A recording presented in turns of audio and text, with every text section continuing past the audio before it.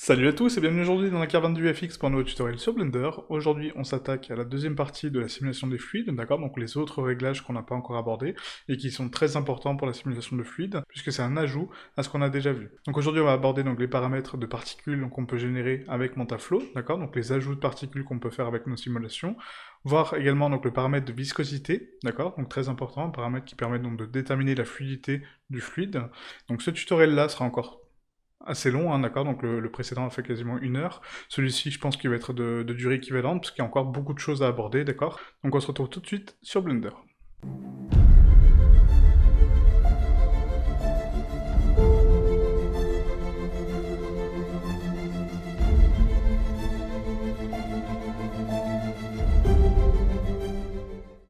Voilà, donc on se retrouve sur Blender, donc du coup on va commencer par créer donc une scène vraiment très basique en fait, hein, pour un peu illustrer ce qu'on va faire. Donc on va commencer ici par créer donc un plan que je vais donc scale sur l'axe des Y donc à 10, voilà comme ceci, sur l'axe des X à 5, voilà. Ensuite je vais appuyer sur Tab donc pour passer en mode édition, sélectionner donc l'outil Vertex pour extruder cette arête là, d'accord, donc sur l'axe des Z, donc E, Z, et du coup je vais donner une valeur de 5, voilà comme ceci, et voilà, donc là ça va être mon sol et mon mur, d'accord. On va lui appliquer un matériel très basique, hein, d'accord, donc un BSDF guidé, avec une spéculaire A1 et une rugosité A1, d'accord, pour avoir donc ce type de matériau qui est ici, d'accord, donc quelque chose de parfaitement blanc. Maintenant, ce qu'on va faire, c'est qu'on va passer ici donc en vue de face, d'accord. Et là, comme je peux m'apercevoir, donc mon plan est inversé, d'accord. Donc j'appuie sur 1 pour passer en vue de face. Du coup, j'appuie sur RZ90 en négatif, d'accord, pour avoir donc le plan face à nous, d'accord. Donc pour le tourner à 90 degrés vers moi. En vue de face, il faut que j'ai donc mon sol ici, ok. Ensuite, donc, on va repasser en vue de face. On va commencer par créer donc mes domaines, d'accord. Donc là, ce que je vais vous illustrer en fait avec les simulations qu'on va faire, c'est, on va commencer par la viscosité, d'accord. Donc on va aborder également donc le paramètre de flux entrant constant, d'accord, parce que ça je l'ai pas abordé sur le précédent tuto. Donc comment générer du flux de façon constante et pas uniquement avec la géométrie, d'accord. Et ensuite voir comment on peut animer tout ça. Donc là, ici, mon domaine, donc actuellement, fait 2 par 2, hein, donc voilà, donc 2 par 2 par 2, encore une fois, donc un volume de 8. Donc là, je vais l'augmenter sur l'axe des Z, donc on va lui donner une valeur de 3, d'accord. On peut peut-être pas 3, on va lui donner une valeur de 2, voilà, comme ça il fait 4 mètres de haut. Et on va donc le remonter sur mon plan, d'accord, de 2. Donc GZ2, pour l'aligner parfaitement à mon axe, ok. Ensuite, sur cette forme-là, donc je vais faire Shift A, Mesh, et du coup je vais créer un Tor, d'accord, pour générer mon flux, ça on l'a vu dans le précédent tuto, que je vais redimensionner, donc S pour Scale, et je tape une valeur de 0.25 pour le diminuer de 1/4 de sa taille d'origine, ok. Voilà, donc je le replace au niveau de mon domaine, d'accord, donc vers le haut, j'appuie sur CTRL A pour appliquer sa rotation et son échelle, et pour mon domaine aussi, rotation, échelle, ok. Maintenant on va appliquer donc ici, sur donc, mes simulations, donc rappelez-vous dans les paramètres de physique, ma simulation de fluide. Donc sur mon domaine, je vais lui donner donc, un domaine, et sur mon tor, d'accord, mon torus, du coup, je vais lui donner un flux, ok. Ah, donc là, on va commencer donc, à renommer mes éléments, donc du coup, mon cube, ça va être donc mon domaine 0,1, d'accord, donc pas la peine de lui donner de chiffres, hein, d'accord, Blender va s'en charger de lui-même. Le plan, du coup, ça va être donc le fond d'écran, d'accord, donc FE, hop, que je vais donc mettre en dehors de ma collection, et le torus, ça va être donc mon flux, ok, flux entrant, et ensuite on verra également le flux sortant par la suite, hein, d'accord. Donc là pour l'instant on va uniquement se charger donc d'un premier domaine, hein, d'accord, qu'on va renommer ici, simulation, hop, excusez-moi, simulation O, ok. Voilà, donc ça ce sera ma première simulation. Donc du coup, rappelez-vous, hein, si on regarde donc ici, donc au niveau des paramètres de mon domaine, il faut le mettre donc en liquide, d'accord, parce qu'on va générer du liquide. Et ensuite, donc mon torus, donc là je passe un fil de fer pour voir mon torus à l'intérieur de mon domaine. Ici, il faut également lui indiquer que c'est un liquide, d'accord. Donc maintenant, si on regarde ici, donc dans les paramètres qu'on a ici, donc au niveau du flux, d'accord, donc la génération de flux, rappelez-vous que mon flux, mon générateur de flux doit être à l'intérieur de mon domaine, sinon la simulation ne fonctionne pas, que mon domaine doit avoir le nombre de subdivisions nécessaire pour interagir avec le volume de mon torus, sinon il ne va pas générer de liquide, d'accord, très important. Et ensuite, ici, rappelez-vous, nous, on était resté sur le paramètre de géométrie, donc c'est-à-dire qu'il va générer une fois sa géométrie avec l'interaction du domaine, et ensuite, plus rien. Mais si on regarde ici, donc là dans le flow behavior, d'accord, donc le comportement de l'eau, on a la possibilité de le changer en flux entrant, d'accord, donc ça va générer constamment du flux avec inflow, d'accord, et du coup, donc inflow est activé de base, d'accord, donc si vous le désactivez, ça ne va pas générer de flux, donc ça sert strictement à rien de régler ça, puisque ça ne va pas jouer la simulation. Inflow, en fait, ce bouton-là est uniquement là pour pouvoir désactiver et activer la simulation avec des clés de position, d'accord. Donc supposons qu'ici j'ai une animation qui commence donc à la frame 1, d'accord. J'active donc inflow, donc hop, je retourne sur mon Taurus, excusez-moi. Hop. Ah, donc j'active inflow donc à la frame 1, d'accord, donc j'insère une clé de position ici, et par exemple à la frame 50, je décide de le désactiver, d'accord, donc je vais le décocher, j'insère une image clé, voilà. Donc du coup ça va m'activer ma simulation de la frame 1, à la frame 50 ça va arrêter la génération de mon flux, d'accord, donc inflow va s'arrêter, et du coup ma simulation va pouvoir donc interagir avec le liquide déjà généré, mais ne va plus produire de liquide, d'accord, donc c'est comme ça qu'on démarre et qu'on stoppe une animation, ok. Voilà, donc là je vais supprimer donc les images clés, hein, d'accord, parce que j'en ai pas besoin. Voilà, et du coup en fait ici donc on a le sampling substance, donc ça c'est encore une fois donc des facteurs de division, d'accord, donc ici on va faire donc deux simulations différentes, donc là regardez, je duplique ma collection hein, uniquement pour en avoir donc une deuxième instance à côté. Cette instance-là, je vais la décaler sur l'axe des X de 5, d'accord, comme ceci. On va passer en vue de face, hein, donc en appuyant sur 1. Et là, je vais passer en mode shadé, d'accord, donc juste pour voir un petit peu ce qu'on fait.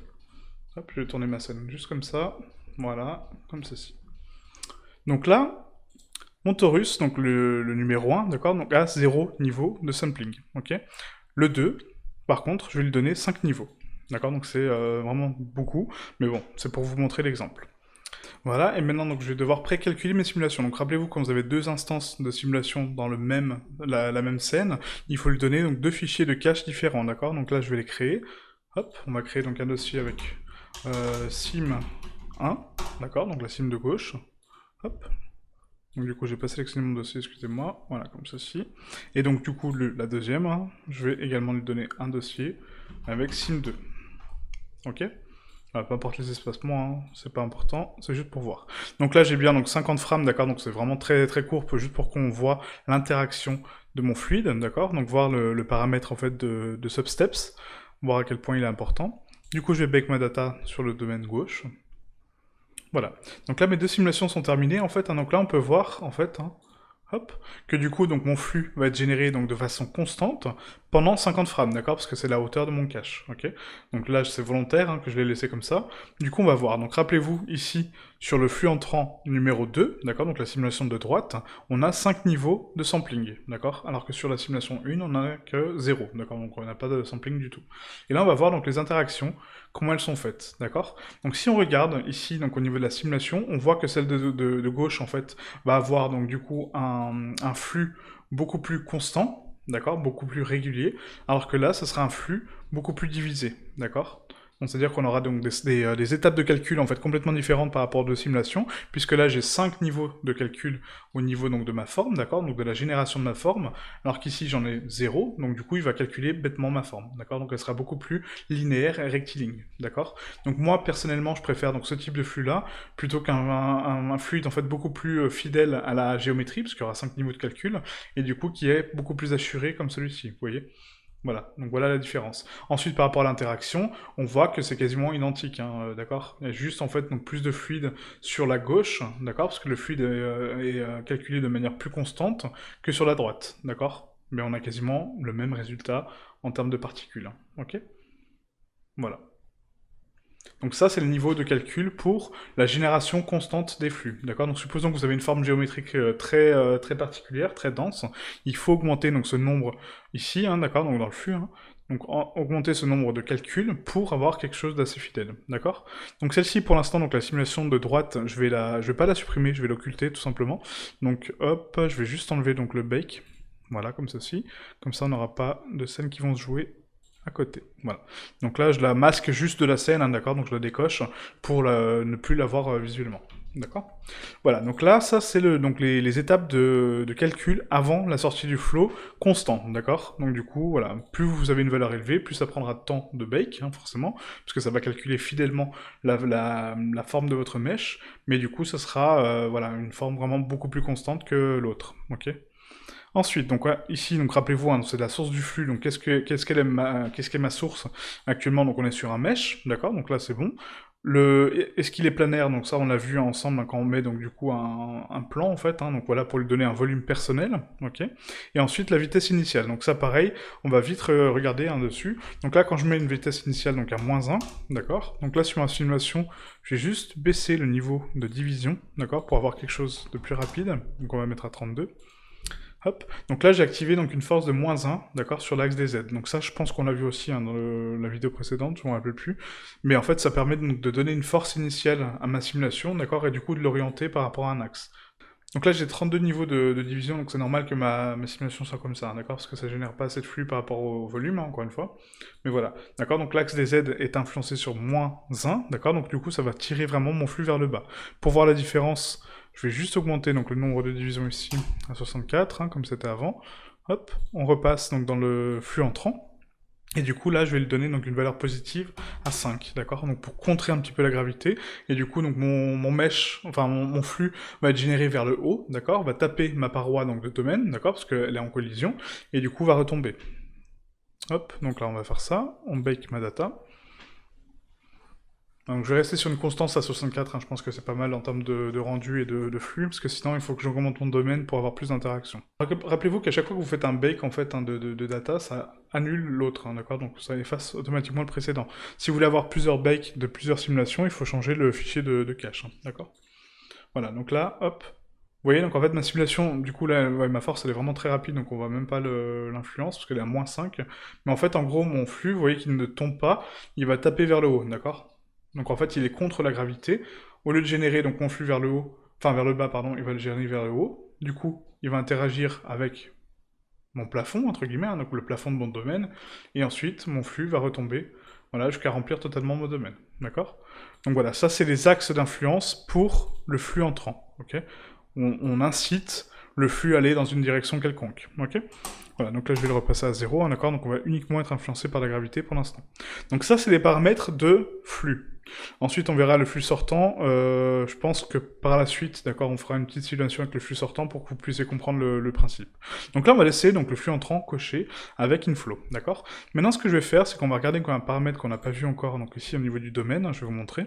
Donc ici, on a le paramètre de diffusion. Quelle densité aura mon fluide, d'accord? Donc quelle est sa viscosité, d'accord? Quand vous prenez par exemple de l'eau, elle n'a pas du tout les mêmes paramètres liquides, d'accord? Donc de viscosité, que le miel par exemple, d'accord? Puisque le miel est beaucoup plus dense, donc il va s'écouler d'une façon beaucoup plus lente, et beaucoup plus dense, beaucoup plus condensé, voilà. D'accord? Donc ça se règle par ici, ok? Donc du coup, je vais pas vous expliquer en termes, en fait, les calculs, en fait, de viscosité, parce que c'est une formule, en fait, mathématique, hein, d'accord, qui existe dans la nature. Vous avez, en fait, un tableau sur Internet, quand vous tapez viscosité des fluides, d'accord, qui vous donne accès à des paramètres de viscosité, d'accord? Donc nous, on va rentrer certains, d'accord, donc ici, pour pouvoir voir un petit peu la différence, hein, d'accord? En sachant que vous avez ici, donc, des pré-réglages, d'accord, donc viscosity presets, d'accord, donc c'est des pré-réglages de viscosité. On a ici, donc, miel, huile et eau, d'accord? Donc nous, on va jouer uniquement avec ces trois-là, et après, vous pouvez en trouver d'autres sur Internet avec d'autres réglages, hein, d'accord? Donc là, on va dupliquer, donc, 3 fois ma collection, d'accord? Donc une fois, deux fois, 3 fois, ok?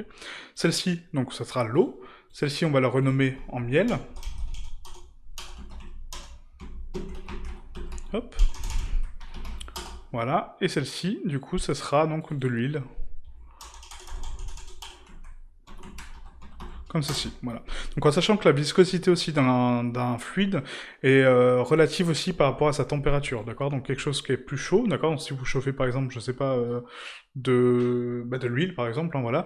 Donc l'huile froid a une viscosité complètement différente quand il est froid que quand il est chaud, d'accord? Quand vous chauffez de l'huile, il devient beaucoup plus liquide. Voilà, prenez l'exemple quand vous faites chauffer, je sais pas, un beefsteak sur une casserole. Quand vous mettez votre huile, donc au départ il est un petit peu dense, et après plus il va chauffer, plus il devient liquide, et plus il devient malléable, d'accord? Donc là c'est le cas. Donc les paramètres de viscosité, donc c'est pas quelque chose qu'on peut donc inventer, hein, d'accord? Donc c'est des choses vraiment physiques, d'accord? Donc c'est des choses qui existent réellement, et Blender les calcule de façon assez réaliste, hein, d'accord? Donc là mon domaine d'eau, donc je le mets sur la gauche, hein, d'accord? Donc un -5, excusez-moi, hein, je commande ce que ça fait. Donc GX -5, d'accord? Pour décaler mon domaine d'eau ici. Ensuite on va mettre donc mon huile au centre, hein, d'accord, donc on le laisse par ici, et du coup ma simulation donc, de miel qui est beaucoup plus visqueuse, on va la décaler sur la droite, ok, donc GX à 5, pareil, sur la droite, ok. Ensuite, donc je vais attribuer donc, un cache différent à tous ces réglages, hein, entre guillemets. Donc la cache, donc le premier, hop, je vais changer de dossier, hein, du coup, hein, d'accord, donc je vais créer deux dossiers différents. Donc la première, ça va être donc l'eau, voilà.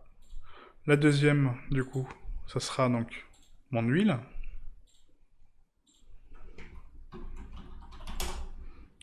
Hop. Et la troisième, le miel. Ok. Donc toujours créer 3 dossiers de cache différents, sinon ça ne fonctionne pas. Ok. Voilà, comme ceci. Hop. Ok. Donc maintenant on va augmenter juste un petit peu donc la vitesse de simulation pour vraiment voir en fait l'effet.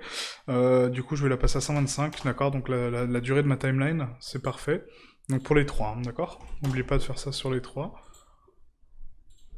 Voilà, comme ceci. Voilà. Ok, donc le premier, du coup, on va choisir donc, le preset d'eau, d'accord. Donc c'est le paramètre par défaut, hein, donc c'est 1 sur exposant 6. Normalement, l'eau c'est exposant 3, d'accord. Donc là, je vais laisser par défaut pour Blender à 6, mais normalement c'est un exposant 3. Ensuite, donc l'huile, pardon, excusez-moi. Donc on a ici donc oil, ok. Donc du coup, ça fait une base, d'accord, à 5, donc 5 niveaux, d'accord.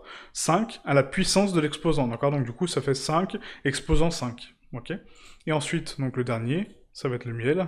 Hop. Donc là, normalement, on n'a pas d'exposant, c'est une valeur vraiment très dense en fait en termes de base.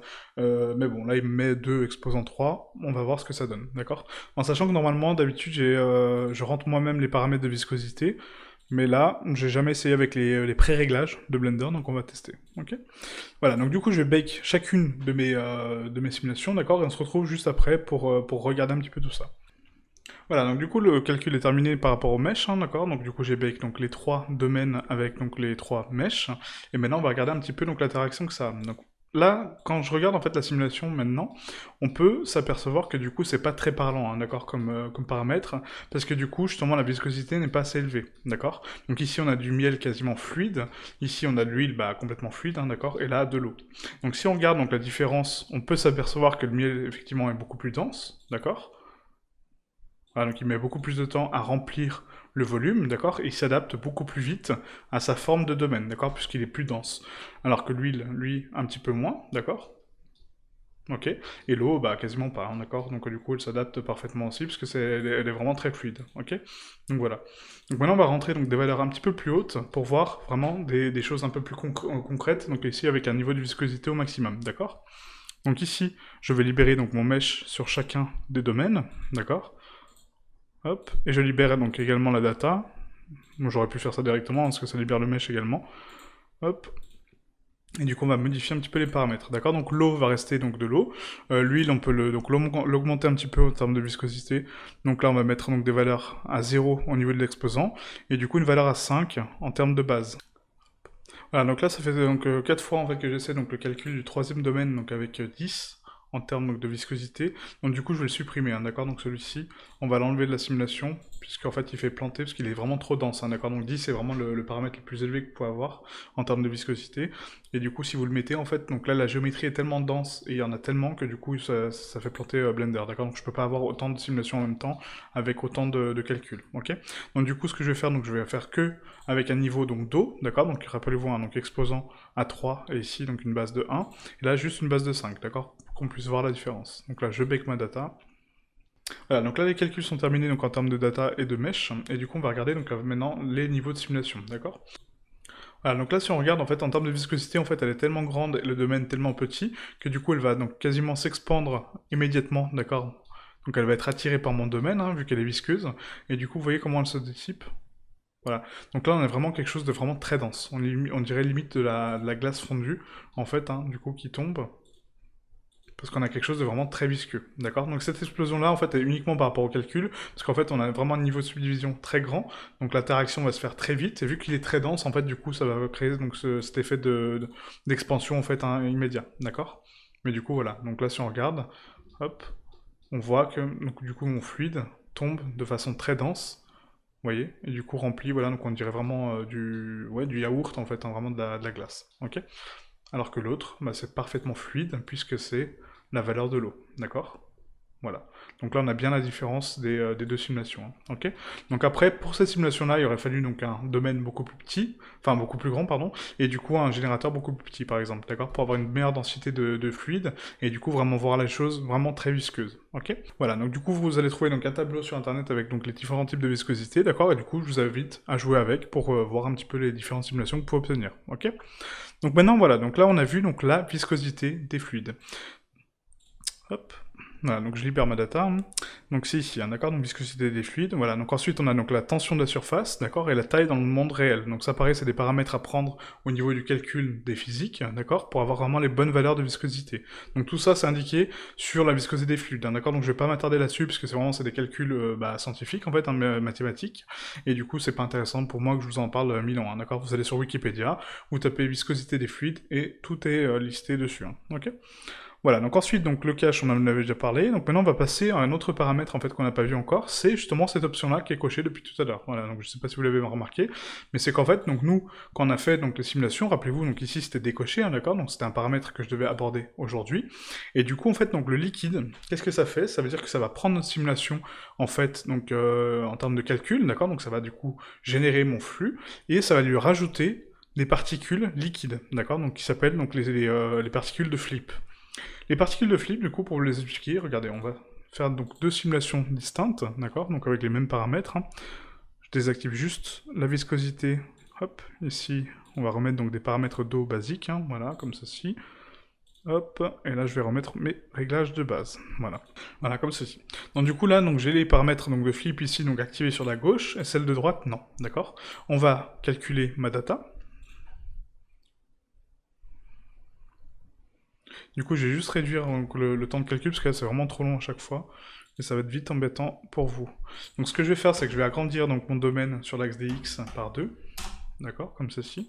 Celui-ci aussi, hop. Et du coup, je vais augmenter la taille de mon flux entrant, d'accord, par 2 également. Et celui-ci par 2 également, hop. Voilà, comme ceci.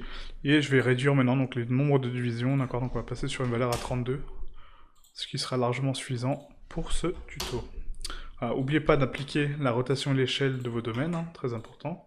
Voilà, et du coup on va calculer tout ça. Voilà, donc on a fini donc, le calcul sur les deux simulations. Donc là, si on regarde en fil de fer, en fait, hein, voir ce que ça nous a donc, généré, donc du coup, ça nous a créé du fluide, d'accord. Donc ça, on est au courant. Et maintenant, ici, donc sur la gauche, j'ai mes particules de liquide, hein, de Flip, qui sont activées. Sur celle de droite, non, d'accord. Maintenant, si je bake mon mesh, hop, donc sur la droite et sur la gauche, d'accord, on va le faire sur les deux. Donc du coup, j'ai exactement donc, la même, d'accord, simulation, mais par contre, si je regarde ici, à ce niveau-là, regardez ce que j'ai en fait, hein, vous voyez. Donc j'ai un tas de particules qui ont été créées par rapport à la génération de mes points, donc regardez la frame 1, vous voyez qu'ici, en fait, ça m'a créé donc énormément de particules à l'intérieur du volume de mon mesh, d'accord. Donc tout ça, c'est des points d'interaction avec donc, mes cubes, d'accord. Rappelez-vous la taille de mes cubes, maintenant c'est des rectangles, parce que voilà, j'ai agrandi donc, mon domaine, hein, rappelez-vous. Donc maintenant c'est des rectangles. Donc mes rectangles vont interagir avec mon volume, et du coup, donc cette interaction va générer donc, mon flux, et ensuite, on peut dire à donc Pantaflow de dire, bah ok, par rapport à cette interaction-là, tu vas également générer des particules, d'accord? Chose qu'il fait là. Vu que j'ai un flux entrant constant, ça va les générer autant de fois que mon flux, donc ma géométrie va être générée, d'accord? Donc rappelez-vous hein, que le flux est généré par rapport à la géométrie. Donc la géométrie va être générée une fois, deux fois, trois fois, comme là, hein, regardez. Hop, voilà, donc là ça me gère donc, ma géométrie indéfiniment, et du coup, ça va me créer plusieurs instances de particules. Vous voyez, donc la dissipation des particules, en fait, comment elle est faite? D'accord. Donc ça, c'est tous les anneaux que représente donc mon torus. Ok. Voilà. Et du coup, donc ces particules-là, en fait, donc on peut les influencer avec donc des champs de force, donc chose qu'on va voir dans les exercices, hein, par exemple. Et on peut également donc leur donner une texture, d'accord, pour créer par exemple des bulles. Donc là, ce qu'on va faire, regardez, ici, je vais prendre donc l'exemple qui a mes particules, hein, d'accord. Donc ici, je vais commencer par lisser mon domaine. D'accord, hop, pour donc le polir un petit peu plus. Je vais lui donner une texture, du coup, ici, d'eau, d'accord, donc très basique. Hein. Hop, donc on va passer sur un shader de mélange avec, du coup, un BSDF de vert, d'accord. En termes de shader, donc ici, un shader de transparence, d'accord, pour le mélange, pour donner une transparence à mon flux. Réfraction en espace écran, oui, puisque du coup, l'eau est réfractive par rapport à ma scène, d'accord, donc elle va réfléchir ma scène. Et ensuite, on va mettre ici donc un indice de réfraction à 1.33. Donc ça pareil, c'est des valeurs donc, qui sont de base, hein, d'accord, donc physiquement correctes. Et du coup, ça paraît donc le tableau de réfraction des métaux et des objets avec réfraction, vous pouvez le trouver sur internet aussi, hein, d'accord. Voilà, donc là j'ai créé mon fluide, d'accord, donc mon shader d'eau, ok. Ce shader d'eau maintenant, si on regarde donc un peu de plus près, je vais lui donner donc du coup des textures à ces particules, d'accord. Donc c'est-à-dire que je peux créer des éléments en fait hein, qui vont être avec ces particules-là. Regardez. Donc là je sélectionne mon domaine. On va ici donc dans le réglage donc des particules. Et là, vous voyez, donc j'ai un nouveau système de particules qui a été généré qui s'appelle liquide. D'accord. Donc le nombre de particules va grandir en fonction de la simulation, d'accord. Puis ensuite elles vont se dissoudre une fois que mon domaine est complètement rempli. Vous voyez, donc là, hop. D'accord. Donc tant que mon liquide est en mouvement, donc tant qu'il est en animation, les particules sont générées, vous voyez, on les voit ici, hein, d'accord. Mais du moment où mon domaine est complètement rempli, les particules cessent de se générer, forcément, puisqu'on n'a plus d'interaction, donc du coup, les particules ne sont plus là. Ces particules-là, en fait, vont nous servir à générer donc des bulles d'air dans le liquide, de la mousse pour, par exemple, une animation de mer, d'accord, donc de plage, avec un autre réglage qu'on va voir, d'accord. Donc là, regardez, ici dans le rendu, pour l'instant, elles sont rendues en tant que halo, d'accord. Si je regarde ma scène ici, on va regarder, donc là, je vais lui attribuer donc un nouveau matériau. On sélectionne ici donc mon domaine, d'accord, donc je vais appuyer sur le petit plus, hop, et du coup je vais lui donner donc ici un shader basique, hein, noir, voilà, pour qu'on puisse vraiment les voir au niveau de la scène, ok. Voilà, comme ceci. Je retourne dans mes particules, et du coup ici, donc en termes de matériaux, je vais sélectionner le matériau numéro 2. Sauf que là, en termes de rendu, on est sur un halo, d'accord, donc c'est quelque chose qu'on va voir uniquement sur le viewport, d'accord, pour voir le poids de mes particules, ok. Et sur le rendu, on n'a rien. Pourquoi? Parce que c'est un halo, encore une fois. Là, il faut que je choisisse, ici, la possibilité de le rendre en tant qu'objet. D'accord? Donc on a objet, chemin, etc. Donc là, si je mets objet, d'accord, comme ceci, il faut que je lui détermine un objet que j'ai créé. D'accord? Donc il ne suffit pas de créer uniquement le matériau ici, il faut que je sélectionne l'objet qui va générer mes particules. Donc là, on va créer une icosphère, d'accord? Donc encore une fois, ça peut être n'importe quel objet que vous souhaitez, hein, comme particule. En termes de subdivision, on va mettre un 1, d'accord. Je vais lui appliquer du coup mon matériel que j'ai créé, hein, d'accord, le matériel 02. Voilà, donc là j'ai une icosphère comme ceci, hein, ok. Je vais l'isoler au niveau de la scène, hein, donc je le mets un petit peu plus haut. Et maintenant, si je retourne sur mon système de particules, voilà, que je sélectionne l'objet instancié, ça va être quoi? Ça va être mon icosphère. Voilà ce que ça me génère. Donc ça veut dire que toutes les particules qui ont été créées par mon domaine vont être générées en tant qu'objet, donc en tant qu'icosphère. Hop, excusez-moi, voilà, je suis là. Vous voyez? Voilà, donc ça me crée un nombre infini de particules, en fait, ici. Pour contrôler, du coup, les particules générées, en fait, vous voyez qu'ici, j'ai pas accès, en fait, hein, aux paramètres de particules. Parce que les particules sont générées par Mantaflow. Pour les influencer en termes de taille, donc ces particules, il suffit que je redimensionne ma particule d'origine, d'accord? Donc on va me donner une valeur très basse, 0.1, par exemple. Hop. Et là, on voit, vous voyez, qu'il y a tout un tas de particules qui ont été donc créées à l'intérieur de mon objet, et du coup, c'est mes icosphères. Voilà, aussi simple que ça, d'accord?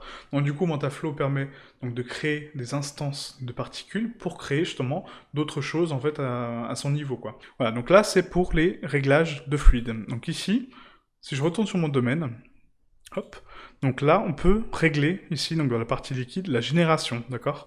Donc ici, on a le ratio de flip, d'accord? Donc le nombre de particules qui vont être générées par rapport au flux, d'accord? Donc ça, c'est quelque chose à régler aussi, hein, si vous voulez, donc 100% de génération ou un peu moins. Ensuite, on a ici, donc le radius, d'accord? Donc ça, c'est la taille des particules qui vont être générées. Ok. On a ensuite donc ici le maximum de particules qui vont être générées par instance, d'accord, donc par volume hein, créé, et là le minimum, d'accord, donc c'est que minimum j'en aurai 8, maximum j'en aurai 16, par instance encore une fois, hein, ok. Donc ça aussi c'est des paramètres donc à gérer. Le particle sampling, ça c'est donc la qualité en fait des particules. Donc là regardez, hop, on va faire un test rapide. Donc je vais libérer ma data encore une fois, hop. Maintenant je vais l'activer donc sur la droite également, d'accord. Donc j'active ma particule de liquide. Et donc là, par exemple, je vais mettre donc un sampling au maximum, donc à 5, d'accord? Donc 5 niveaux de sampling. Ici, je vais le mettre à 1, ok, pour vraiment voir une grosse différence. Hop, et voilà, donc là c'est pas mal, là aussi. Maintenant, je vais donner donc le même matériau ici à mon domaine, voilà, comme ceci, pour avoir exactement la même chose, d'accord? Je vais bake mes deux animations. Donc là, inutile de bake le mesh, hein, d'accord? Vous bakez juste la simulation, c'est pour voir en fait les particules. Hein. Peu importe si on a du mesh ou pas, les particules vont être générées automatiquement, d'accord? Voilà, hop. Et donc ça aussi, c'est une bonne façon de vérifier si votre simulation peut fonctionner ou pas. C'est-à-dire que quand vous activez Liquid et que vous voyez qu'il n'y a aucune particule sur la scène, d'accord, aucune particule qui est générée par mon Mantaflow, en fait, ça veut dire que la simulation ne marchera pas, d'accord. Vous n'allez pas produire de fluide, puisqu'il n'y a pas d'interaction avec la géométrie, et du coup, il n'y aura pas de particules. Voilà, donc là, si je sélectionne donc, mode domaine, on va juste le remettre ici, donc en tant que halo, hein, d'accord, donc sinon on ne les voit pas. Hop, donc là, halo, voilà, comme ceci, d'accord. Donc là, vous voyez qu'en fait, en termes de sampling, en fait, on a exactement donc les mêmes paramètres de génération, mais en fait là Mantaflow va calculer donc beaucoup plus de fois donc l'interaction avec ma simulation, et du coup va générer beaucoup plus de particules. C'est-à-dire que là il interagit quasiment 5 fois avec ma forme avant de générer donc les particules, donc c'est-à-dire que mon volume est quasiment rempli de particules, hein, vous voyez. Donc là c'est mon volume encore une fois hein, de mèche qui est quasiment rempli, ok. Alors que là, quasiment pas, d'accord? Pourquoi? Parce que là j'ai une valeur, donc il va calculer une fois, il va générer des particules par rapport à l'interaction, encore une fois, de mes rectangles générés avec mon mesh, donc le volume de mon mesh, et va créer des particules en fonction, ok? Rappelez-vous, minimum 8, maximum 16, d'accord? Par interaction, hein, ok? Et là c'est juste énormément dense, puisque ça va donc faire 5 calculs à chaque fois, à chaque interaction, et ça va me générer entre 8 et 16 particules, du coup, par interaction, d'accord? Voilà, donc ça c'est le sampling. Ça permet donc de réguler aussi l'intensité de fluide que vous allez générer. Donc là, si on joue l'animation, vous voyez que là, donc j'ai du coup donc des particules vraiment très très denses, hein, d'accord? Voilà, qui vont donc s'agiter vraiment partout, ce qui permet donc d'avoir un résultat aussi donc de densité de particules beaucoup plus rapide, d'accord? Parce que l'interaction sera beaucoup plus... voilà, supposons qu'on crée quelque chose de vraiment mousseux avec beaucoup de bulles, par exemple, à l'intérieur, d'accord? Donc à l'intérieur de notre fluide, il faut augmenter le nombre de particules, d'accord? Pour créer justement cette densité de particules. Ici, non. Voilà, c'est un liquide beaucoup moins dense, d'accord? Donc du coup, avec beaucoup moins de particules. Ok? Voilà, donc ça c'est le sampling. Ensuite, donc, je vais libérer encore une fois ma data, hein, désolé, mais voilà, c'est un peu fastidieux, mais c'est comme ça.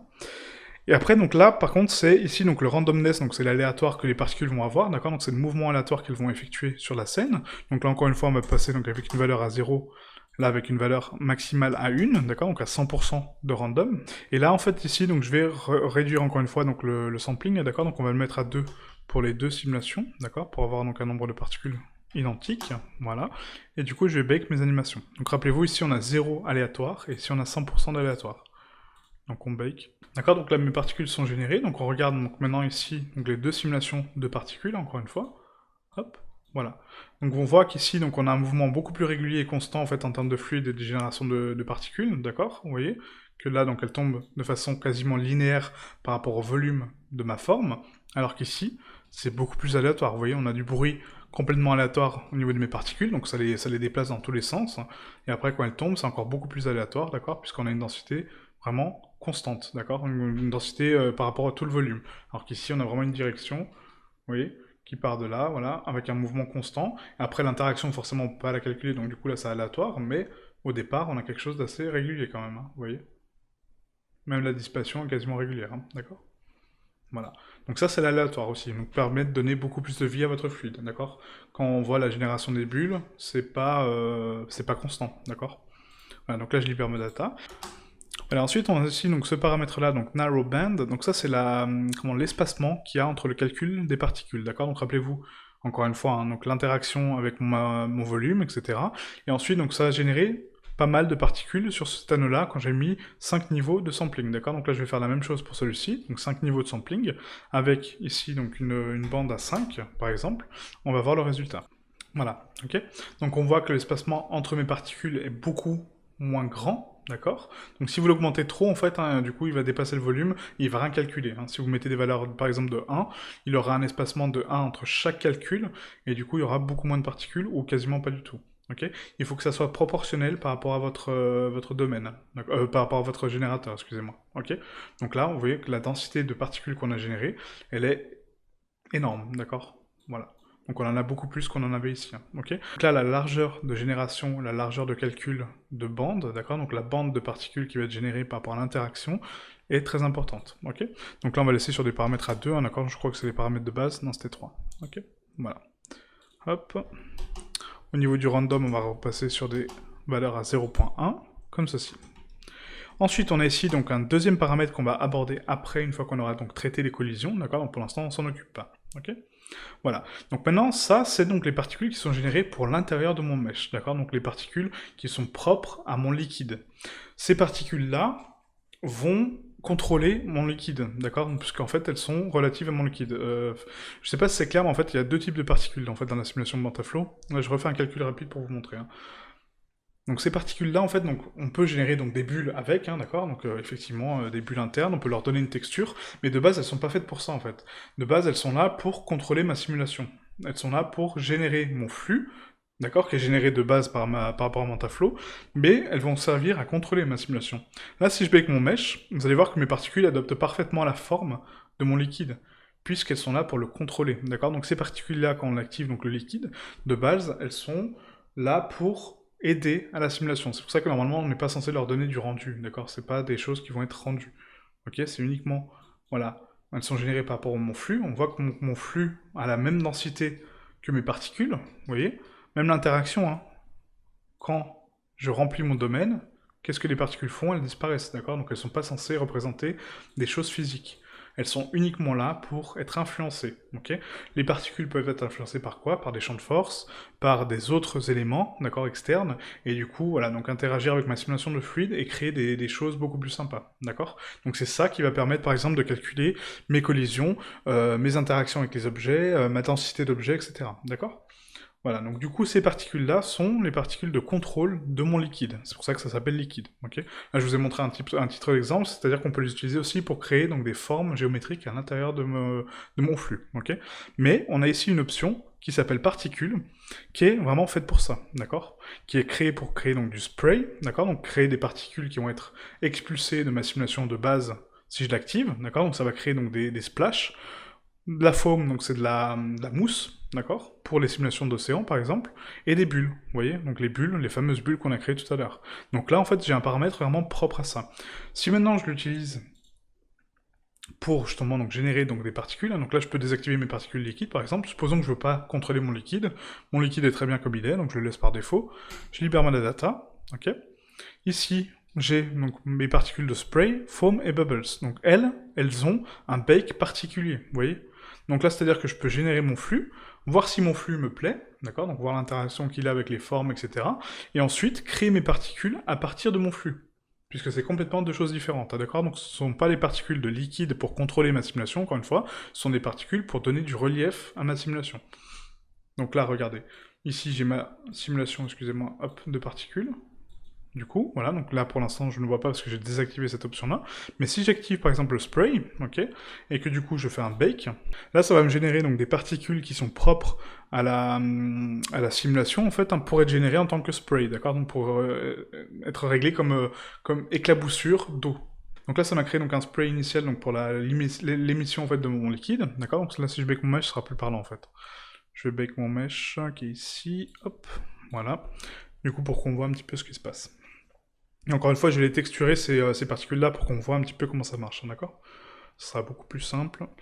Voilà, donc là je sélectionne donc mon domaine, encore une fois, et là si je vais dans particules, on a ici spray, vous voyez? Donc ça crée différents groupes, hein, d'accord, donc de particules. On peut les regrouper au sein d'un seul et même groupe de particules, d'accord? Mais c'est mieux de les séparer. Donc là je vais les rendre comme un objet. L'objet c'est quoi? Mon icosphère que j'avais créé, rappelez-vous, hein, ok? Voilà, donc là c'est bon, tac tac tac, hop, là c'est bon en termes de rendu, voilà. Donc maintenant, si je regarde ici, donc au niveau de mon rendu, voilà ce que ça m'a créé, d'accord? Donc rappelez-vous qu'on avait mis donc des bulles, hop, donc rappelez-vous qu'on avait texturé mon icosphère avec le matériau de verre, donc là je vais mettre le matériau noir pour qu'on voit un petit peu ce qui se passe, voilà. Ok? Donc ça me crée des particules initiale lorsque mon fluide est créé, d'accord? Donc c'est comme une giclure, hein, d'accord? Une giclure de fluide, voilà. Ça interagit, et voilà, d'accord? Donc ça me génère donc, des particules, en fait, d'éclaboussure, pardon. Comme ceci. Ok? Voilà. Donc toutes ces particules-là peuvent être rendues à part, d'accord? Donc c'est des particules qui vont être expulsées de ma simulation pour créer cet effet d'éclaboussure, ok? Donc elles ne sont pas relatives à ma simulation, elles ne sont pas attachées à ma simulation, ok? Maintenant on va tenter avec d'autres particules. Je retourne ici dans ma simulation, mes paramètres de simulation. Je libère uniquement mes particules, d'accord? Donc là les particules disparaissent. Au lieu d'activer mon spray, maintenant je vais activer ma foam, d'accord? Donc ma mousse. je bake, encore une fois. Et là, regardez ce que ça fait. Cette fois-ci, ça va me générer donc des particules beaucoup plus nombreuses, hein, d'accord? Encore une fois, par rapport aux réglages qui sont ici, d'accord? Qu'on verra après. Et ça va me créer donc des particules qui sont collées quasiment à ma simulation de fluide, d'accord? Pour créer justement cet effet de mousse. Donc là, encore une fois, si je revais dans mes particules, vous voyez, ça m'a créé un groupe de foam, ok, avec beaucoup plus de particules, puisque la mousse est beaucoup plus dense que les splashes. Ici, je vais sélectionner donc objet, encore une fois, mon icosphère, voilà, et du coup, j'ai ici ma mousse, d'accord? Donc on voit, voilà. Donc bon, la mousse de base est blanche, hein, mais vous avez compris l'exemple, d'accord? Voilà, donc ça, c'est censé donc symboliser donc les particules de mousse qui vont être générées par rapport à ma simulation. Donc si je regarde mon rendu, on a ici, donc au départ, ça me génère quelques particules, voilà, ça interagit, d'accord, avec ma forme, et du coup, ça crée cet effet de mousse, d'accord? En fonction de la vitesse et de l'interaction de mes particules, hein, vous voyez? Là, j'ai une grosse densité de mousse, d'accord? Parce que là, mon domaine est quasiment pas rempli, et du coup, il y a beaucoup de mouvement en termes de fluide. Et ensuite, quand ça stagne, les particules disparaissent, ok? C'est aussi simple que ça, d'accord? Donc la mousse est générée par rapport au mouvement de vos fluides, donc au mouvement des particules. Voilà, donc ça c'est la foam. Ensuite on va passer donc ici au réglage donc des bubbles, donc des bulles. Donc je libère mes particules, je les rebake en bulles. Et du coup donc là, si je regarde donc ma simulation, encore une fois, donc je retourne dans le domaine de particules. Hein. On a ici maintenant un groupe qui s'appelle bubbles, avec beaucoup plus de particules, 35 000 cette fois-ci, que je vais rendre en tant que icosphère, pour l'exemple. Hein. Voilà. Et hop. Donc là si je regarde maintenant ma simulation, regardez, hop. Vous voyez, donc ça me génère donc des bulles à l'intérieur de ma simulation, comme tout à l'heure hein, pour les fluides, hein, c'est la même chose. Hein. D'accord? Mon fluide va interagir, voilà, tac tac tac, ça va me créer donc des bulles dans ma simulation, donc là c'est vraiment très dense, vous voyez, il y en a vraiment beaucoup. Donc là les bulles vont être créées, vous voyez, et en fait mes particules, donc l'avantage en fait de ces particules-là, c'est que donc là elles ont une durée de vie qui est constante, d'accord? Donc là ma simulation par exemple elle a quasiment terminé d'interagir avec mon domaine, voilà, mon domaine est complètement plein, mais les particules sont toujours dedans, vous voyez? Elles sont toujours à l'intérieur, d'accord? Donc ce qui permet d'avoir une densité de bulles constante. Donc ça pareil, donc la durée de vie des bulles, on peut les régler dans les paramètres de simulation, ici, ok? Donc maintenant ce qu'on va faire, d'accord? Donc on va regarder un petit peu en détail ce qu'on a ici, donc je vais libérer les particules, hein, voilà. Et ici donc on a uprest factor, d'accord? Donc ça c'est le niveau de division que mes particules vont avoir, d'accord? Alors juste, je vais rajouter donc juste la petite fenêtre pour ma caméra, hop, comme ça on voit tous les paramètres ensemble, voilà, comme ça. Donc uprest factor, d'accord, donc plus j'augmente cette valeur, plus de particules vont être générées par subdivision, d'accord. Donc là je vous donne un exemple, hein, ici on a 1, là je vais donner donc une valeur de 2, donc j'ai activé un spray par exemple, c'est le plus parlant, hein, parce que d'accord, le bubbles il y en a vraiment trop. Hop. Alors, tac, j'active donc mon spray.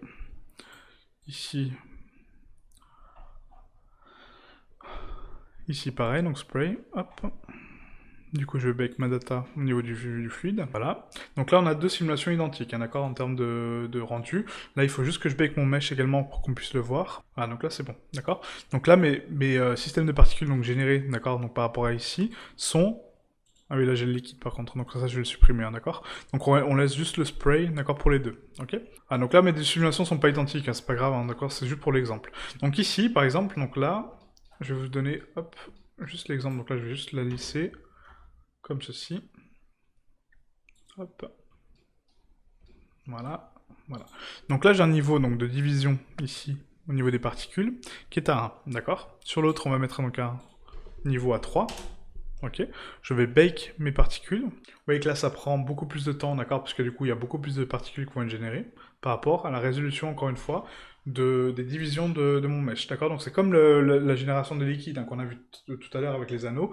Là c'est pareil, plus j'ai une densité donc de division importante, plus ça va me générer de particules, d'accord. Voilà, donc là pour le bien-être du tutoriel, je vais m'arrêter donc à 25%, ok, voilà comme ceci. Hop, et l'autre, pareil, donc on va bake les particules, pareil, je vais m'arrêter à 25% aussi, d'accord. Hop, voilà, 25, on arrête, bon, c'était à 24, c'est pas grave, ok. Et donc là, regardez, vous voyez, en fait, donc là, le nombre de particules qui ont été générées, donc ici, sont linéaires, mais ici, ils sont beaucoup plus denses, donc c'est-à-dire que chaque division va avoir un nombre de particules beaucoup plus important. D'accord. Donc dans le cas d'une mousse, par exemple, hein, donc la foam, il faut faire ce paramètre-là, d'accord, donc augmenter le uprest factor pour regrouper un maximum de densité de particules pour créer vraiment cet effet de mousse. Alors que le spray, non. Il faut que vraiment ça soit beaucoup plus dense, d'accord, pour vraiment faire des splashes de liquide. Les bulles, pareil, donc c'est la même chose, ok. Plus la densité est compacte, d'accord, plus ça va vous créer des espèces de bulles vraiment compactées, et du coup c'est pas bon, ok. Donc le breath factor, d'accord, ça va diviser donc une instance de particules, d'accord, une génération de particules, en 3, d'accord, donc du coup ça va générer beaucoup plus de particules sur cette instance. Alors que là on a un niveau, donc du coup, hop, ça me génère donc des particules quasiment séparées, voilà, donc de temps en temps on en a deux qui sont jointes, mais c'est un niveau de division, d'accord? Donc ces paramètres-là sont intéressants pour la foam, après à vous de les régler correctement pour le spray et pour les bubbles, ok? Donc là je vais libérer encore une fois donc mes particules, voilà comme ceci. Hop. Donc là, on va jouer uniquement avec les particules, hein, d'accord? Ça sert à rien de recalculer à chaque fois la data, puisqu'on va rester sur la même chose. Ensuite, donc ici, on a Wavecrest Potential. Donc ça, c'est en fait donc les paramètres donc de vagues que ça va générer, d'accord, par rapport à votre simulation. Donc c'est-à-dire qu'en fait, les vagues, rappelez-vous, ça crée donc les particules de foam, par exemple, et du coup, ces valeurs-là vont régler donc les crêtes maximales et minimales pour régénérer vos particules. Donc là, on va tester. On va mettre ici toujours en spray, hein, d'accord, on reste en spray. Donc là, je vais mettre une valeur minimum donc à 1 et maximum à 4, d'accord. Ici, on va laisser les paramètres par défaut. On va bien avec mes particules, mais avant ça, je vais remettre donc un niveau à 1, d'accord, pour gérer beaucoup moins de particules, parce que sinon, on va attendre 1000 ans. Hop, voilà, donc là on va vraiment attendre la fin parce que d'accord, c'est intéressant de voir l'interaction que ça a. D'accord, donc là ici on a donc deux densités donc différentes. Encore une fois, les animations sont pas identiques, hein, d'accord, mais c'est pas grave. Nous, ce qui nous importe, c'est les particules. Donc là, je vais juste désactiver mon mesh. Hop, voilà, et on va juste s'intéresser donc aux particules. Hop, voilà, comme ceci. Ok. Donc là, regardez, mon interaction ici, donc au départ, là j'ai un niveau, d'accord, donc de vague à 2 ici, et un maximum à 8. Ici, j'ai un niveau minimum et 4 maximum. Donc c'est-à-dire que là, donc, les vagues générées par mon interaction seront beaucoup plus moins importantes que celles-ci, d'accord? Puisque là, regardez. Vous voyez la différence des vagues? Hop. Je vous remontre, hein, parce que là, ça va vraiment très très vite. Hop. Voilà, donc là, c'est-à-dire que ça va me créer donc des crêtes vraiment avec donc une valeur minimale de 1 et de maximum de 4, d'accord, pour les vagues. Et ici, c'est beaucoup plus dense, vous voyez, qu'en fait ici j'ai des valeurs donc beaucoup plus hautes, hein, donc 2 minimum et 8, c'est-à-dire que ça va me créer donc une interaction de vagues, donc de fluide, avec mes particules beaucoup plus grandes, d'accord? Encore une fois, ça dépend de la simulation, hein. Si vous avez quasiment pas de vagues, ça sert à rien de compter ce paramètre-là, puisqu'il n'a pas assez d'interaction avec des collisions, d'accord? Donc là, il entre en collision avec mon domaine, il va rebondir, du coup il va s'animer par rapport à mon domaine, ce qui va créer donc la hauteur des vagues, ok? Si vous n'avez pas d'interaction, ça sert à rien de compter ce paramètre encore une fois, ok? Voilà, donc ça c'est la hauteur de crête maximale pour les particules. Ensuite, on a d'autres réglages avec les forces, donc ici. Hop. Ah, donc là, drop air, en fait, donc ça c'est la densité, enfin, ouais, non, c'est même pas la densité, c'est l'interaction que la densité d'air va avoir avec mes particules. Donc là, par exemple, on va mettre ici, encore une fois, donc des valeurs minimales, à 1 et là à 5. Ici, on va laisser donc standard, hein, d'accord. Je remets des valeurs par défaut ici, donc de 1 à 4, et là pareil 1 à 4. Ok, voilà, donc je bake mes particules. Normalement c'est plus haut, hein, c'est 2,8, mais bon là je fais ça volontairement, c'est pour vous montrer. Et donc du coup ça c'est la résistance de l'air en fait, hein, donc du coup les particules vont avoir une résistance à l'air donc plus ou moins dense, d'accord, parce qu'elles ont une masse, et du coup quand ça, donc ce paramètre là vous le réglez correctement, ça permet donc de faire fluctuer donc les particules beaucoup plus longtemps dans l'air, d'accord. Vous voyez que là, ça me crée quasiment une spirale, parce que du coup, ma densité est beaucoup moins grande, d'accord? Donc j'ai minimum 1, maximum 5, ok? Alors qu'ici, j'ai des valeurs beaucoup plus hautes, donc de 5 à 20, d'accord? Donc ils vont avoir une meilleure résistance à l'air, et du coup, ils vont interagir donc de forme vraiment fluide. Là, on dirait qu'elles sont vraiment influencées. Regardez, hop, je vais essayer d'avancer frame par frame, hein, ça va beaucoup plus parlant. Vous voyez donc là, la spirale que ça me crée, sur la gauche, hein. Vous voyez? En fait, les particules remontent d'un coup, en fait, comme si elles étaient vraiment pas influencées par l'air du tout, en fait, hein, du coup, qu'elles étaient vraiment très légères. Donc, du coup, ça va influencer la densité des particules beaucoup plus vite que l'autre, d'accord? Voilà. Vous voyez qu'elles sont beaucoup plus fluides, et du coup, elles vont remonter vers le haut, d'accord? Beaucoup plus rapidement. Ce qui permet, donc, par exemple, pour les bulles, de les faire remonter progressivement lors de la simulation, d'accord? Donc là, elles vont interagir avec mon sol, ok? Elles tombent, elles interagissent avec la simulation, donc avec les vagues, d'accord? Donc vous voyez les vagues qui se regroupent, hein. On regarde sur la gauche, hein, excusez-moi. On regarde pas sur la droite, hop, uniquement sur la gauche. Hop. Alors, essayez d'imaginer donc les bulles qui sont générées, d'accord? Et ensuite, là, elles stagnent, d'accord? Elles vont remonter tout doucement vers le domaine en l'air, une fois que l'interaction est terminée, hein. Regardez, hop, voilà. Donc là, on pourrait limite imaginer, vous voyez, des bulles qui remontent vraiment sur la surface, d'accord? Donc ça, c'est la résistance à l'air, encore une fois, donc la vitesse à laquelle elles vont remonter vers l'air une fois que la simulation est terminée, d'accord?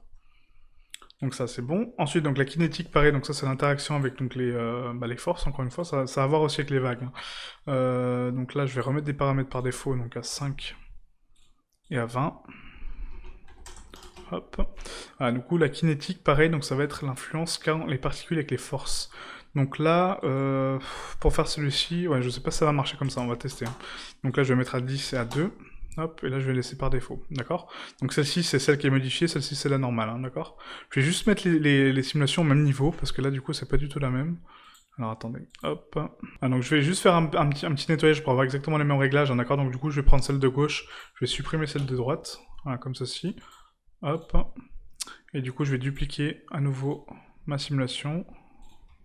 Voilà, et je vais la décaler sur l'axe X à 5. Voilà, comme ça on a exactement la même chose, hein, d'accord? Donc là, maintenant les paramètres donc de celle-ci, rappelez-vous, il faut changer le cache. Hop. Donc là, je vais la mettre donc dans sim 2. Voilà. Et celle-ci, sim 1. Voilà. Hop. Comme ceci. D'accord? Donc là, si je bake, donc par exemple une particule, donc ici, on a donc des kinétiques minimum donc à 2, et ici à 10, d'accord? Ici, on va laisser donc les paramètres par défaut, donc on va mettre donc des kinétiques à 1 et à 5. Hop, ça c'est les valeurs par défaut. Ok? Je bake mes particules sur la droite. Voilà, donc là mes particules donc, sont calculées sur les deux domaines, d'accord? Donc maintenant on va regarder les kinétiques. Donc la kinétique, encore une fois, ça c'est la force kinétique en fait, hein, donc je sais pas si... c'est la force de mouvement. Donc là, regardez.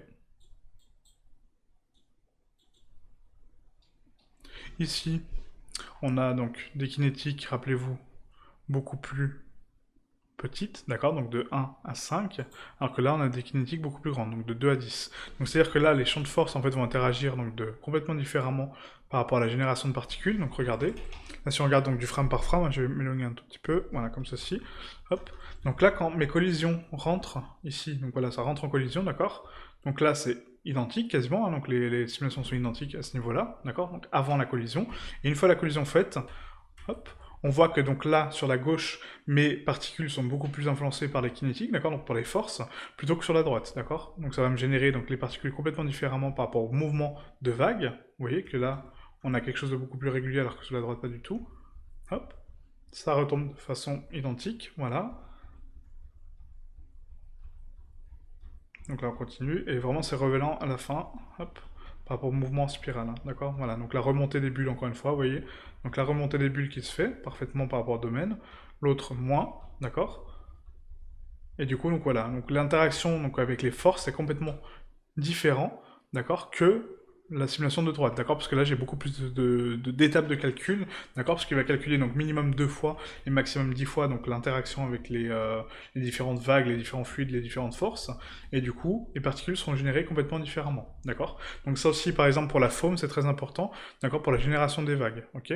Pour le spray aussi, d'accord, pour les splashs, d'accord, mais pour les bulles pas tellement. Les bulles en fait il n'y a qu'un seul paramètre, c'est vraiment la résistance à l'air en fait, hein, d'accord, pour la remontée des bulles. Parce que c'est quelque chose qui est interne à la simulation. Là, c'est vraiment en externe, donc c'est en surface, donc c'est des particules qui sont propres aux vagues, et du coup, c'est important donc de régler ces paramètres-là correctement pour avoir une jolie simulation. Ok. Ensuite, on a ici donc là, le sampling encore une fois, donc c'est le nombre de particules qui vont être générées. Donc ça aussi, c'est relatif à ça, hein, d'accord. Donc c'est relatif donc, au facteur donc de division. Rappelez-vous, une seule instance est divisée un nombre de fois que vous allez déterminer ici, donc ça va générer plus ou moins de particules. Et après, on a le nombre de particules qui peut être généré par crête de vague, d'accord. Donc plus la vague est haute, plus il y aura de particules, plus la vague est basse, plus il y aura moins de particules, forcément. Ça va générer moins de mousse. Donc là, encore une fois, c'est relatif au spray et à la foam. Les bulles, pas tellement. Donc là, si par exemple, j'augmente ici donc à 400, et là, on va mettre 80, donc je double le nombre de particules sur la droite, et celui-ci, je le laisse identique, hein, d'accord. Je vais juste remettre des kinétiques à 1 et à 5 pour les deux. Voilà, comme ça on a exactement les mêmes réglages, hein, ok. Le radius, ça j'en ai pas parlé parce que c'est le radius en fait des particules, hein, d'accord. Ça on l'a abordé déjà avant. Maintenant on est ici, hein, wave crest, ok. Donc là on fait le calcul donc sur la gauche. Donc là ça va me générer donc ici donc des particules qui vont, donc, trapped air, rappelez-vous, donc ces particules en suspension dans l'air, donc la résistance à l'air à 40, d'accord, donc 40 particules, et ici 200. Ici, ça va m'en générer 2 fois plus, donc 80 et 400, tout simplement.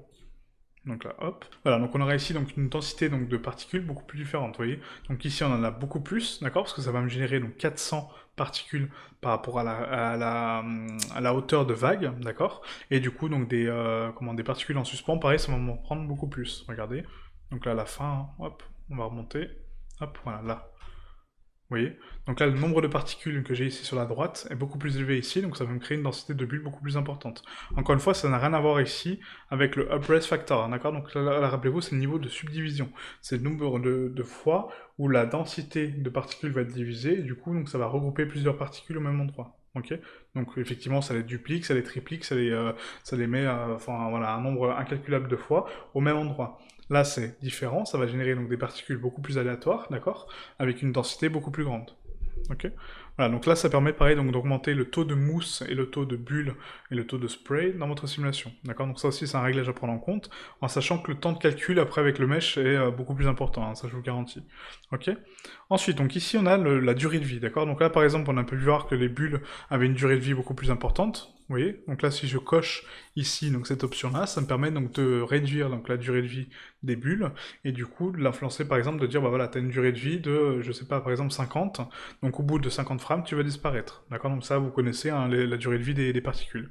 Et ensuite, donc ça, c'est pareil. Donc ça a à voir avec la résistance de l'air en fait hein, pour les bulles. Donc vous pouvez le régler ici ou ici. Donc ça, c'est la buoyancy en fait. Ça veut dire c'est l'influence encore une fois que les bulles ont dans la matière. D'accord.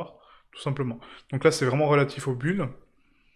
À la foam aussi, parce que du coup on peut avoir des particules qui s'expulsent aussi par rapport à la foam, d'accord, parce que la mousse est plus ou moins dense, et le spray aussi, voilà, donc en fait oui, c'est relatif à tout, hein, d'accord. Ah, donc là c'est vraiment donc l'interaction encore une fois que les bulles ont, et la résistance des bulles à l'air. D'accord. Ensuite, on a ici donc particles in boundary. Donc c'est-à-dire que là, quand elles vont interagir donc avec les limites de notre simulation, ça va les supprimer. D'accord. On peut les mettre push out, donc c'est-à-dire que ça va les expulser en dehors de la simulation, ou on les supprime. D'accord. Donc il vaut mieux les laisser en supprimer, comme je vous dis, parce que ça dépasse le domaine. C'est-à-dire qu'on aura donc des particules qui vont être expulsées à l'extérieur, et du coup qui vont rester physiquement dans la scène. D'accord. Donc du coup ça va créer des particules pour rien. Si à part vous faites un rendu de très loin et vous voulez que donc le domaine par exemple soit de cette taille-là, et vous voulez quand même voir donc les particules expulsées du domaine, là vous mettez push out. D'accord. Donc pour les expulser à l'extérieur. D'accord. Sinon vous les supprimez. Voilà. Donc là c'est pour les réglages donc de particules générées par Mantaflow. Des particules générées par Mantaflow, et du coup, donc voilà, ce qu'on peut créer. Donc, encore une fois, donc les particules ici de liquide, ça on les verra donc dans les simulations qu'on fera ensemble, parce que c'est quelque chose qui prend beaucoup de paramétrage et beaucoup de temps, et du coup, on les verra donc vraiment comment les contrôler à part, d'accord. Mais ces particules-là sont propres à la simulation, d'accord. Elles sont gérées par rapport au flux que vous allez générer. Si le liquide, ici, est généré par rapport donc, aux particules qu'on a ici, hein, d'accord, donc les particules de flip, il faut pouvoir les influencer avec d'autres vecteurs, d'accord, donc des vecteurs de force, du vent, des champs de force magnétiques, enfin voilà, etc., du coup, pour contrôler votre simulation. Ce qui permet de contrôler, par exemple, l'orientation du flux. Vous pouvez contrôler complètement une simulation avec juste un champ de force, en fait. Hein. Vous donnez une émission avec la gravité, d'accord, donc il est influencé par la gravité, forcément, et après, vous le tirez dans tous les sens où vous voulez, d'accord, ce qui permet donc d'accentuer votre flux. Donc ça, on le verra pendant les exercices, ok. Voilà, donc ensuite, pour les paramètres, donc ici, c'est à peu près tout. Hop, donc là le cache on avait déjà vu, donc les poids de champ encore une fois, donc c'est les influences qu'ont donc les différents champs de force, hein, ça on l'avait vu aussi. Les collections, pareil, donc les collections c'est très rapide. On a ici donc les collections de flux, d'accord, donc quelles sont les collections qui vont générer du flux dans la scène, donc ça permet donc de déterminer une collection bien spécifique, et des effecteurs. Donc les effecteurs, je pense qu'on sera pour une troisième vidéo, parce que là aussi, il y a encore beaucoup de travail par rapport aux effecteurs, et là, je peux pas me permettre de faire une vidéo de 2 heures, hein. Déjà, ce sera long pour vous, ça sera fastidieux, donc je préfère laisser les effecteurs pour une troisième partie qui sera beaucoup plus courte, je vous rassure, que celle-ci. Mais voilà, donc là, en tout cas, on a abordé donc les réglages principaux, d'accord. On fait un petit récap, hein. Donc les réglages principaux de la simulation, d'accord. On a abordé donc les collisions de bord avec le domaine, rappelez-vous. On a abordé donc la génération de liquide avec donc la simulation de flip, ok, ce qui permet de générer des particules pour contrôler notre fluide. On a ensuite donc la génération de mesh, d'accord, pour voir visuellement notre objet sur la scène, d'accord, sinon on ne le voit pas. On a ensuite abordé donc la particule, donc les particules qui vont être générées par rapport à la simulation, qui vont permettre donc de créer du spray, donc rappelez-vous donc des éclaboussures d'eau, de la foam, de la mousse et des bulles en fait dans votre simulation, à l'intérieur de votre liquide. Ensuite, donc les paramètres de diffusion avec les différentes étapes de viscosité, d'accord? Donc plus on a des valeurs hautes, plus le liquide est visqueux, et du coup, plus de temps il va mettre à tomber, ce qui permet donc de créer des densités de liquide complètement différentes, donc très important. Les guides, on les verra pendant les simulations, d'accord? Donc pendant les simulations de fluides. Les collections, donc on vient de les voir, hein, d'accord? Donc on peut déterminer certaines collections qui vont influencer dans ma scène, d'accord? Donc pas toutes, mais on peut en effectuer certaines. Le cache, donc comment calculer le cache de ma simulation, très important, sinon votre simulation ne fonctionne pas. Et les poids de champ, avec les différents paramètres de force. Donc ça on a vu dans le modificateur tissu aussi.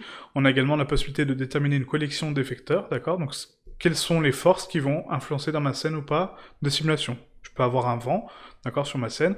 Je ne veux pas qu'il interagisse avec mon dos. Je veux qu'il interagisse uniquement avec mes arbres. Bah, c'est ici que je vais le déterminer, d'accord? Pour qu'il n'interagisse pas avec mon dos.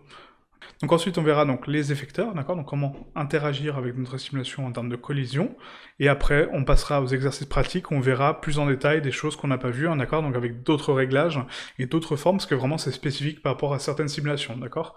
Donc on va faire 3 simulations, d'accord, comme on a fait pour les tissus, avec des rendus vraiment sympas, d'accord, donc j'ai hâte d'y être, et j'espère que ça vous plaira. D'accord? Donc merci d'avoir regardé cette vidéo, n'oubliez pas donc de vous abonner à la chaîne, de soutenir avec donc la page Utip, et du coup, voilà, donc on se retrouve dans la prochaine vidéo. Ciao, ciao.